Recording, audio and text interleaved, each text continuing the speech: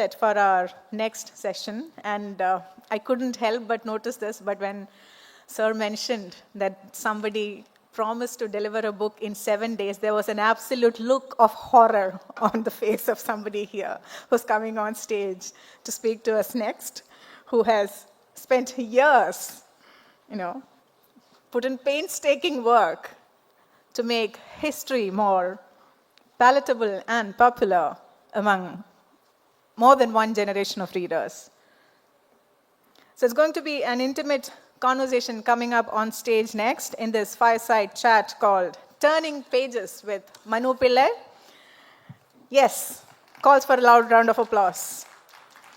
An author whose literary journey started in 2015 with The Ivory Throne and is now at an interesting juncture with his newest book called Gods, Guns and Missionaries, which got published in 2024.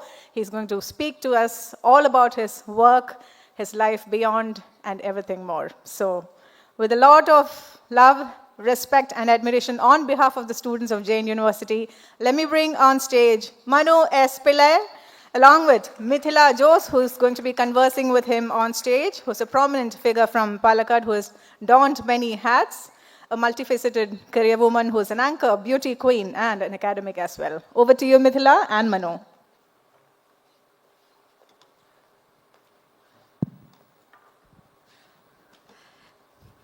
So, Manu, congrats on your new book, and welcome to the Jain University. I know you have been running around for, I think, 6 festivals you have covered? So far, yes. So far, so yes. To begin with, let's start something with the technology, since we are in the Jain Summit of Future. How do you see the future of history and the writing with the help of AI and other tools coming up? I don't think it's a battle really with AI. In many ways, when any new technology comes in, people panic a little bit. They think that everything that's familiar is going to change and so on. And things do change, but change is also the way of the world. All of history is about change. All of history is about disruptive technology, disruptive forces coming in and bringing about certain changes and certain new dynamics. But every change, while there are some losers, there's also the creation of opportunity. And you see that throughout history. For example, when one of the earliest technologies to be created or to be marshaled was the use of the horse. There were armies where kings in India, for example, had these huge infantry armies with lots of soldiers on the ground. They had elephants and so on. But in Central Asia, they tamed the horse. Not only did they tame the horse in a certain way, they created saddles and stirrups. They mastered the art of archery and fighting while you're riding the horse, which meant that now you had a huge advantage because even if you have 10,000 soldiers in front of you, on a horse, you can just sort of sweep through that and cut people's heads off or whatever much more quickly. So an army of 2,500 or 3,000 horse riders could decimate an army of 10,000 infantry soldiers because they had controlled the horse that way. So technology has come up that way. You take something like religion. The history of Christianity was changed by something called the Protestant Reformation.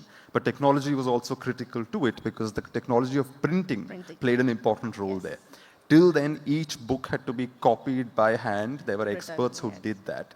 But printing made books, much more accessible. Printing made scripture accessible. Martin Luther's whole point was that the Bible should be accessible to everybody in their own mother tongues and not just in Latin. It would not have been that easy for that idea to pick up if printing had not existed at that time. Printing had just about come into existence. So suddenly the Bible was translated, it could be mass produced, and it could be read by anybody. And it completely changes the way Christianity evolves. The Protestant Reformation takes place, new dynamics emerge, that leads to the Enlightenment, So there's a lot of historical things that come out of just that moment where the printing press was invented. In India, the steamship, at one point, the British were in power here. And what's interesting is that for a letter, say the governor of Madras is sending to his headquarters in London, it would take about 6 months for the letter to reach. So the governor writes saying, okay, I'm going to go to war against such and such a king in India. And the letter would go to London. London would write back saying, no, don't go to war. But that would take 6 months to come back. In that 1 year, the war would have been fought, cities would have been plundered, everything would be over. Just for the news cycle to travel, it would take almost a year before the steamship was invented. Steamship, telegraph, all of this completely changes that. Now you're able to communicate much faster. the railways. There was a time when moving an army through India, whether it was Indian kings or even the British, took months to sort of get from one distant province to another. But once you had the railways, you were able to move things like that. You were able to move people, you were able to move goods. It also led to a blossoming of religion. There's a scholar called Maria Mishra who wrote about how, since the Puri temple was mentioned earlier in one question, from Calcutta to Puri at one point, it took weeks for people to walk and for pilgrims to walk and get there. So not everybody ventured on pilgrimage because it was very tough to get there. Women would not go, men would primarily go because it wasn't safe. You never knew who would be waiting for you on the highways and so on. But the coming of the railways reduced that same journey to 12 hours. So suddenly, the railways, which were brought in by the British for their own purposes, became very popular with pilgrims. Jagannath started getting a lot more, Puri started getting a lot more pilgrims. The revenues of the temple and the place itself went up. And that religious center had a huge new sort of renaissance because of technology. So you can't separate technology from history. Technology has always played a role. And with AI and all of that, I don't see that necessarily as a threat. I think there is opportunity there. Yeah. And I think how we play AI, what we do with it, whether we can turn it into something that's useful for research, something that's useful for historians and scholars, that will determine how the future evolves. Yeah. So coming back to your new book, Gods, Guns and Missionaries, I read somewhere that the seed for this book or to learn about this came when you were doing your PG, way back when you were 21 years old. So it took more than a decade of research and work. So what interested you so much in this topic? I think history is generally of interest to me because I'm interested in the past. I'm interested in the people of the past. So it's not as if I'm writing textbooks, right? Textbooks are in many ways, okay, these are 5 kings, these are 6 battles, these are 7 empires, this is what happened, the nationalist movement, throw in Gandhiji, Nehru, Patel, Jinnah, and you're done. That's essentially Indian history for you. But then you realize that there's so much flavor and texture and life and eccentricity and tragedy and comedy. There's so much happening in Indian history. Instead of before going into the book, I'll tell you about how when the Me Too movement came out a few years ago, it's interesting how here in Kerala itself, we had a parallel 100 years ago in the case of Kureditta Thatri. Where in the early 1900s, you had a case where this Nambudiri woman, who's technically supposed to be in pardas, technically not supposed to see any men other than her husband, is discovered to be in an adulterous relationship. And there's a typical usual format of trial that takes place for a Brahmin woman committing adultery. And they have this trial and she says, that's fine, but you must try the men also. And they say, okay, we'll try the men also. And but then she brings out a list of some 66 names and stuns Kerala society by naming all kinds of people, relatives of hers, people who worked there, a very celebrated actor. All of these people were named because she said, if you're calling this criminal, I'm not somebody who did this alone. There were men involved as well. And the men were given a chance to counter-interrogate her, and they would say, no, we deny this completely, we've never even met you. And Thatri would reply saying, no, you have a mole on your upper thigh, or you've got a scar somewhere on your body. She would give details like that. And again, technology plays a role here because although there had been such trials before, this was the first trial that was put in a newspaper, that was covered by the Malayalam press. So like the Malayalam Manorama has whole columns dedicated to the Thatri trial of the early 1900s. And therefore, you read a lot of live coverage almost of how she's responding. And there's a quote somewhere where they say she replied like a barrister. And suddenly that historical event, you're able to not only connect it to things in the present, you're also able to see so much more about society going through changes, the role of a newspaper coming in, how a woman could defy society at that time, etc., etc. So all of those stories that interested me in history. And with Gods, Guns and Missionaries, I was obviously living in a time when religion is something that's much debated, much discussed, but again discussed in silos, discussed in a very stereotypical, cliched way. And again, I wanted to demonstrate, for example, through the introduction of the book itself, that religion is also constantly evolving. No religion is the exact form it held 2,000 years ago. Absolutely not. So much changes all the time. Culture affects it, people affect it, technology affects it. Religions all pretend that they've all been consistently one thing forever, but all religions are also subject to change. And that point of understanding that change is central to it leads to the rest of the book, which is also about how Hinduism changed in the colonial period. Okay. Was this the original title? No, I mean, I don't have much of an original title as such, because usually my titles happen very last minute. Okay. Quite literally, sometimes maybe like 3 weeks or 2 weeks before we are going to the press. That's when I'll determine what the title is. Yeah. So in this book, we are talking about how colonialism and missionaries, how they influenced Hinduism. How do you think how missionaries have changed the whole new shape the Hinduism has taken right now? When religions interact with each other, it's not as if one group changes the other. Both groups get changed in different ways. So, for instance, with the Christian missionaries, there was this one chap who came. I mean, initially the missionaries came to Goa, for example, where they tried to convert people, often by force, and they also not just wanted to convert them, they also wanted to westernize them. But that strategy had limits. It was very violent. People resisted it. It worked in Goa to an extent, but it's not something that could be done on a mass scale. So then missionaries perfect, like somebody like Roberto de Nobili in the early 17th century does this very curious thing, where he goes to Madurai, and that's his missionary post. And Madurai is under the Vijayanagara Empire and all of that. And he says that, look, in order to convert the Hindus, I'm going to become a Hindu. So this white man from Italy, starts wearing saffron robes like a sannyasi. He tells Brahmins that if you convert, you can continue to be a Brahmin, except that you have to put a cross on your punul or your sacred thread.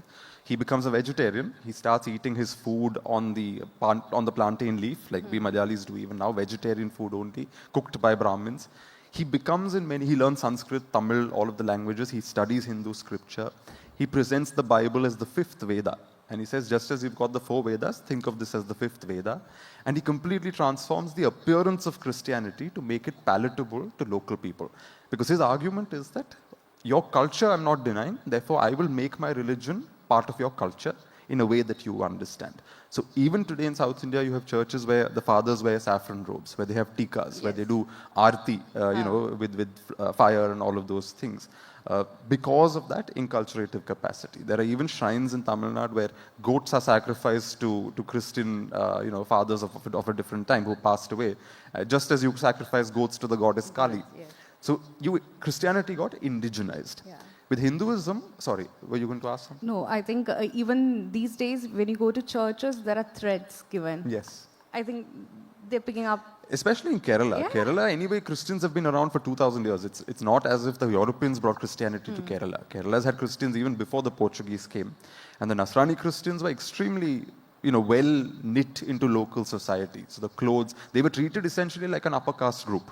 And they believed themselves also to be upper caste compared to other Christians who converted later. Yes, the Syrian Christians. Exactly, the Syrian Christians. But with Hinduism, what happens is the transformation happens in the colonial period because Hindus are now under colonial rule. So you're coming face to face with a lot of Western influences, Western ways of thinking, a new template of how religion should be imagined. So just as for example, somebody like Raja Ram Mohan Roy, who most people would have read off in their textbooks, just as in the West you had the Protestants claimed at least, and the British were Protestants, that first there was the Bible, then there was the Catholic Church. The Catholic Church corrupted the Bible. That's why the Protestants had to reform things and have Protestant Christianity created. That's the broad Protestant view. And Raja Ram Mohan Roy applies that to Hinduism. He says that, there were the Vedas, that has the pristine Hinduism of the Upanishads. There is no puja, there is no temples, there is no idol worship, all of those things. And that it got corrupted over a period of time. Corrupted is his view, not mine, into temple worship and puja, etc. And I am now going to be one of those reformers to transform this into a kind of modern Hinduism, which is back to the scripture, back to the roots. It's a flawed argument. He wasn't making a historically sound argument, but it's interesting that that's how many intellectuals thought. And they consciously made an effort to reform Hinduism in a way that it would fit a Western mold of what a religion should look like. Yeah, so in India, religion and politics have always been interwoven. So how much of religion has shaped the new landscape of Indian politics? It's always been part of politics. Even when the British were around, we'd be surprised that the British initially were very, not just tolerant of Hinduism, they were proactively supportive of Hinduism. Because they knew there were a few white people in this country. They did not want local people to sort of revolt against their power. So they said we have to therefore cultivate the loyalty of local people and respect what local people respect. So again, since Puri was mentioned in the previous conversation, when the British conquered Puri, The British Governor General tells his soldiers, be very careful, do not offend the Brahmins, do everything to protect the temple, and we must be seen as new patrons. We must be seen as somebody who will support the temple, etc.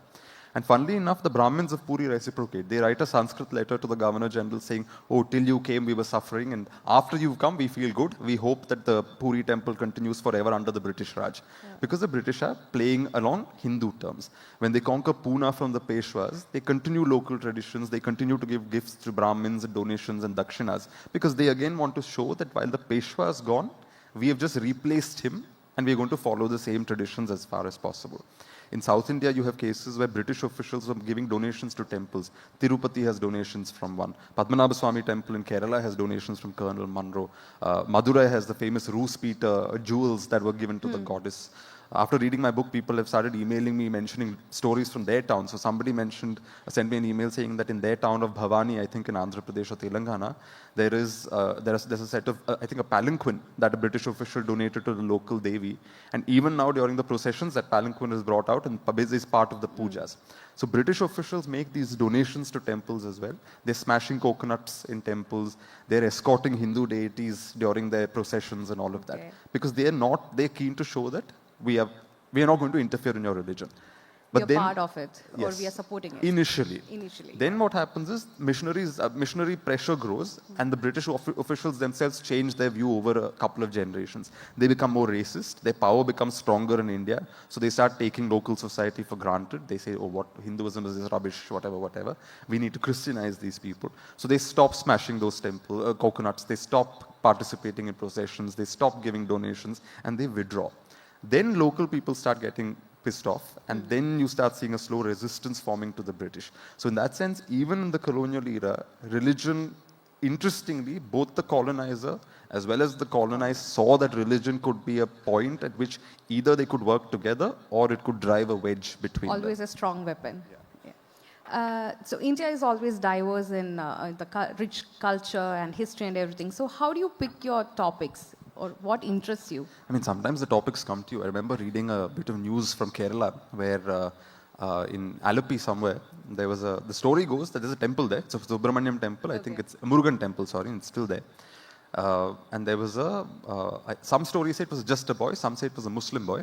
He was unwell, and his parents, somebody told his parents that you must make a donation to the deity, your boy will get better. He's a little child.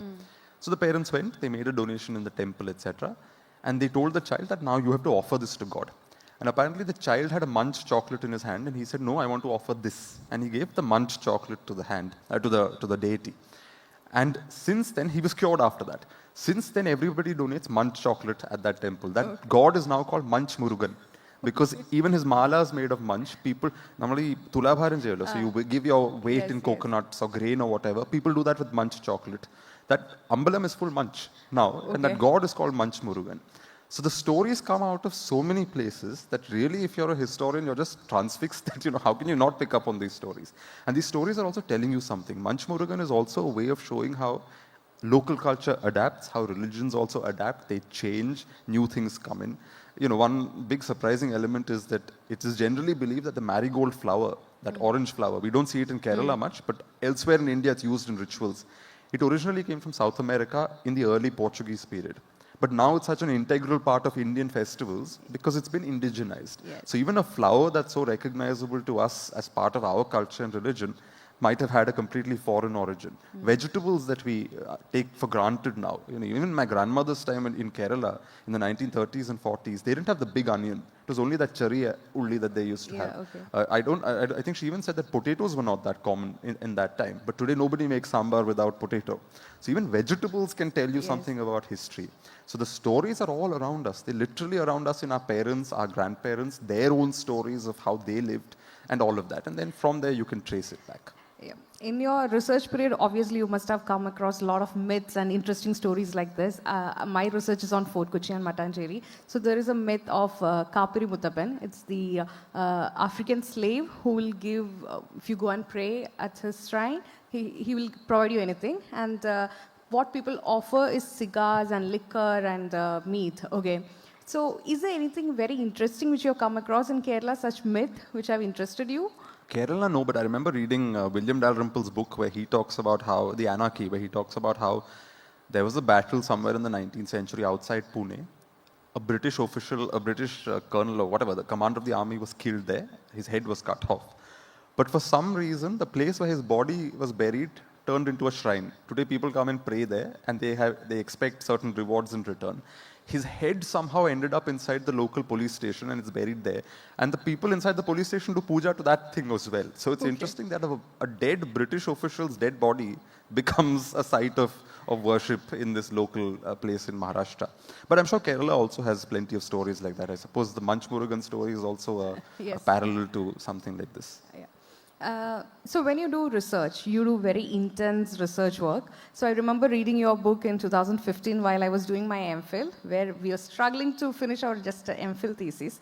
And now 9 years later, you're here, finished your PhD, 4 books and on 5th book, and where we are sitting and trying to do our PhD. Is there a pattern you follow for your research work? Is there some kind of method you use to make it easier, or is there any technology involved Actually, in it? no. I still use Word document. I do not use anything else. As I write, I create my footnotes. I'm very old-fashioned that way because it's just habit. Once you form a habit, you stick to it. So I'll see how AI or whatever benefits me in future. But really, there is no method. I think each person has to evolve their own method. My method is fairly chaotic. If a third person comes and looks at it, I don't think they'll understand a thing. It's only through my eyes that the thing makes sense. It's only my brain that can understand what I'm trying to do. Till the final product is created, I don't think anyone will be able to understand what exactly I'm doing. So I think we all evolve our own methods as we go. Yeah, because even in your new book, as I was telling you earlier, more than 200 pages of citation and notes, it's not easy. So how do you document it? Is there a way to document? No. No, see, the documentation is essential for me because, again, say the new book is on religion. Yeah. People are very emotional about religion. So when you're talking about religion, you also owe it to your reader to give them all your sources, not just to give them your sources, but to also explain why these sources matter, why you've reached certain conclusions, etc. So there, that matters to me. And I do it on the go. Say I'm making a point in the main text. At that point itself, I'll put my notes and sources at the bottom of the Word document, and I'll get it all in place because even I don't want to get confused later. So I do it as I'm going. I don't leave any of this for the last minute. So while I was reading your book, you were thanking a lot of people who helped you with the research and everything. So is there any particular input anyone has given in your life that has changed your writing pattern or how you look at things? Not in a conscious way, but one person whose subtle influence has played on me is my very first boss, Shashi Tharoor. I used to work for him. I used to run his parliamentary office in a different lifetime. Good fun. But in those days, I was also working on my first book. So usually what I'd do is I'd work in the office and I'd manage things. Parliament would be on, there'd be private member bills, speeches to write, all of that would be done, manage the team. But then 8, 9 onwards, I would do my writing, my own passion project. And in those days, it was very tiring. I was in my early 20s. It's not easy to motivate yourself. You know, you've got all your friends out partying and you're sitting in an office trying to work. But I remember I would look out of the window and his office was based out of his bungalow itself. So the MP's bungalow was on this side and there was an office building on the other side. So sitting there, I could see his study window and it would be on, the light would be on sometimes till 2, 3 in the morning. Because this man who would get up in the morning, go to Parliament, give a speech in Parliament, come back, go to a seminar, launch somebody else's book, would do all of that, come back and then do his own writing. And even at that time, I was 21, 22, and I remember thinking that this man has been Secretary General of the UN, he's been a minister, he's written a dozen books, and still is working that hard, late into the hours of the night, in order to do something that he's passionate about, which is his writing. With that being the case, I had no excuse to be lazy. So in a sense, seeing that light in his study on motivated me and in many ways taught me to value time a certain way and manage my time a certain way. You also asked me outside how I managed to do 5 books in 10 years. Yes. I think it is time management. And I think that skill perhaps I picked up from him. Not because he sat down and gave me tips, just out of exposure, just out of observing him over a period of time. Okay, this is the last 2 minutes. Any questions from the audience? A speechless audience.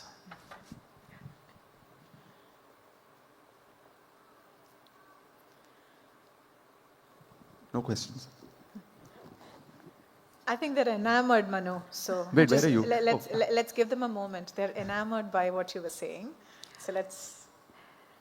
So Just- meanwhile, anyone is planning on a quest? Okay, someone is there, yeah.